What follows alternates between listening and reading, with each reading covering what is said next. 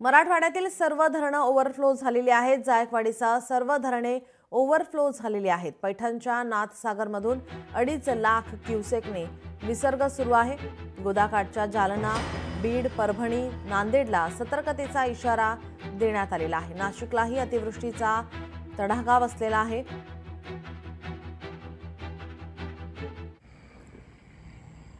आपले प्रतिनिधी सचिन बडे आपल्यासोबत जोडलेले आहेत। सचिन, आपण पाहतोय मराठवाड्यामध्ये अतिवृष्टी झालेली आहे, प्रचंड नुकसान झालेलं आहे। पाऊस हा सुरूच आहे, पावसाचा जोर हा कायम आहे। सर्व धरणं ओव्हरफ्लो झाल्याची माहिती मिळते। मराठवाड्यात जोरदार पाऊस कायम आहे आणि त्यामुळे अक्षरशः नदी नाल्यांना पूर आलेले आहेत। मोठमोठे जलप्रकल्प सुद्धा तुडुंब भरलेले आहेत। छत्रपती संभाजीनगर जिल्ह्यातील आशिया खंडातील जे मातीचं धरण म्हणून ओळखलं जातं ते जायकवाडी धरण सुद्धा पूर्ण क्षमतेनं भरलेलं आहे। तब्बल 19 वर्षानंतर 17 दरवाजे जे आहेत ते खुले करण्यात आलेले आहेत आणि विसर्ग सुरू करण्यात आलाय। त्यामुळे ज्या जायकवाडी धरणानं म्हणजे पाणीचा विसर्ग सुरू केलेला आहे किंवा जायकवाडीतून जो पाणी जाते तर जायकवाडी नदी काठची गावं असतील किंवा गोदाकाठची गावं असतील ते पाण्यामध्ये गेलेली आहेत। अक्षरशः पैठण सारख्या गावामध्ये सुद्धा आतमध्ये गल्ल्यांमध्ये पाणी शिरलेलं आहे। अशी परिस्थिती जी आहे ती निर्माण झालेली आहे। तसेच जी नदीकाठची गावं आहेत त्या लोकांना, त्या नागरिकांना स्थलांतरित करण्याचं काम देखील सुरू करण्यात आलंय।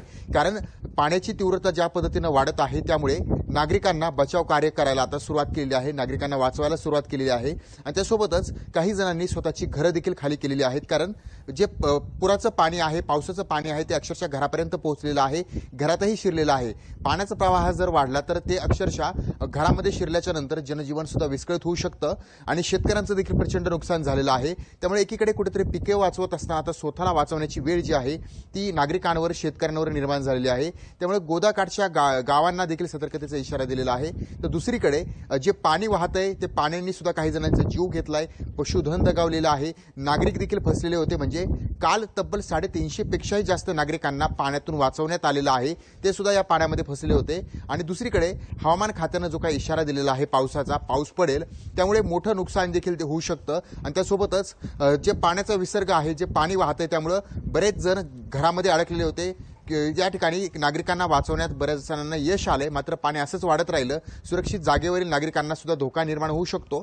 तर मराठवाड्यातील जे काही जलप्रकल्प असतील, मग ते बीडचं असेल, छत्रपती संभाजीनगरचं असेल, धाराशिवचं असेल, लातूरचं असेल, हे सुद्धा पूर्ण क्षमतेनं भरलेलं आहे। त्यामुळे धोक्याचा घंटा जो आहे तो आता मराठवाड्यावर पाहायला मिळतोय। जी, याचं अपडेट तुमच्याकडून घेतच राहू। तुर्तास धन्यवाद तुम्ही दिलेल्या माहितीसाठी। लोकशाही मराठी ऐका, पहा, जागरूक रहा।